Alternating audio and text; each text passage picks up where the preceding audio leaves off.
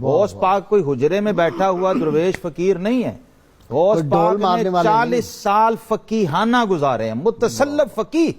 یہ جو باتیں، یہ جو عشاء کی نماز سے صبح، عشاء کے فجر کی نماز پڑھنے والے، باوضو رہنے والے، صاحب تقویٰ، 13 سبق مفتی صاحب نے ذکر کیا، 13 سبق اشراق سے ظہر آپ خود پڑھاتے تھے۔ غازی صاحب روئے زمین پہ، میرے علم میں نہیں آپ کے شاید ہو، کوئی سکولر الازہر سے ہارورڈ تک کوئی ایسا پروفیسر، کوئی جینیس جو روزانہ 13 مختلف سبجیکٹ پڑھائے، 13 علوم، فجر سے عصر تک، ظہر تک، وہ صرف شہنشاہ بغداد غوث پاک کی ذات ہے۔ اور تلبیس ابلیس کے مصنف علامہ ابن جوزی، جن کا خیال تھا کہ صوفی ہوتا ہی جاہل ہے اور وہ مانتے ہی نہیں تھے صوفیوں کو، اور بہت بڑے امام تھے، ایک غوث پاک کا مرید تھا اور ان کا شاگرد تھا، ایسا بھی ہوتا ہے۔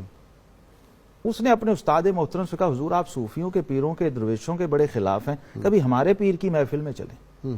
تو تیرا پیر کیا کرتا ہے؟ ان کا جی میرا پیر درس قرآن دیتا ہے۔ پیروں کے درس قرآن؟ کہ جی قرآن کی تفسیر بیان کرتا ہے۔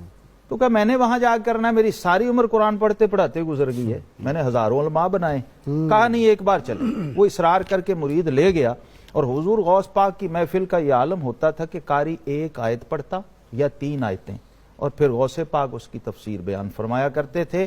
جب ابن جوزی بیٹھے اپنے پورے کر و فر اور جبے کے ساتھ کہ دیکھیں پیر کیا کرتا، آپ نے ایک آیت کی ایک تفسیر بیان کی۔